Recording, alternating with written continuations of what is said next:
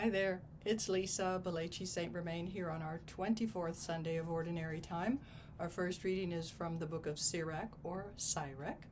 And this reading is about forgiving injustices, not holding on to wrath and anger.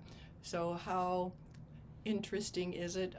This week I've started a group at our church on getting rid of anger and resentments and making room in your heart for God. And so this is a really important lesson, not just for those in the BC. Sirach was written a couple of centuries before Christ, but in the wisdom literature, but it is true for us today, right? And so I think it would be important for you to get in touch with your own wrath and anger at whatever situations there are from long past or maybe something in the present, right?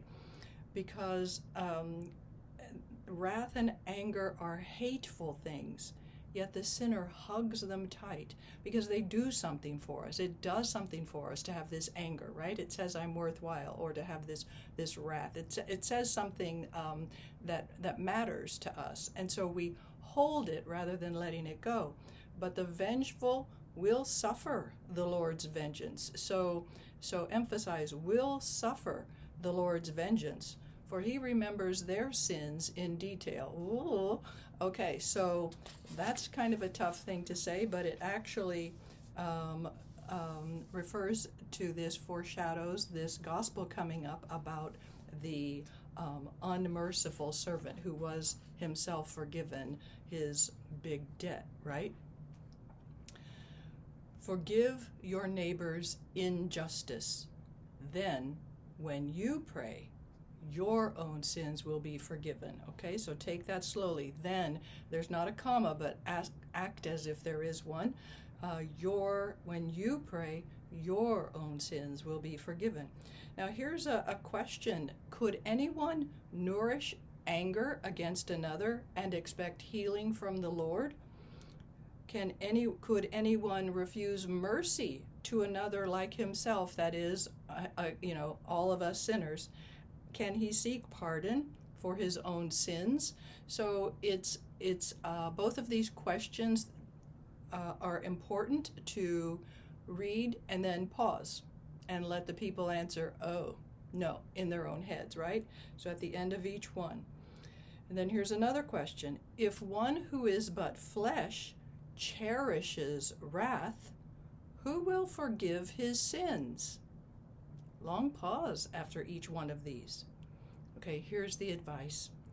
Remember your last days. Set enmity aside. Enmity is those negative and hateful feelings, right? But who uses that word? So take your time with it. Set enmity aside. Remember death and decay, and cease from sin. So there's a lot of eye contact going on here because you're really intense on getting this message across. I would love for you to make eye contact every single line, okay? And just hold it. Take it slowly so that you can hold your eye contact. Think of the commandments. Hate not your neighbor. So do you see what I'm doing? I'm looking briefly, getting a section, and then looking at the people as I say it, right? Remember the Most High's covenant and overlook faults. So I think that we try to go too fast through these lines, and that's why there's not time for eye contact. All right, this is really important that we get in touch with our own humanity in keeping wrath and anger, and knowing that we are these people that are being talked about. There's a humility that will come across in your voice if you remember that. Okay, God bless. Practice aloud. Practice making the eye contact. Take care.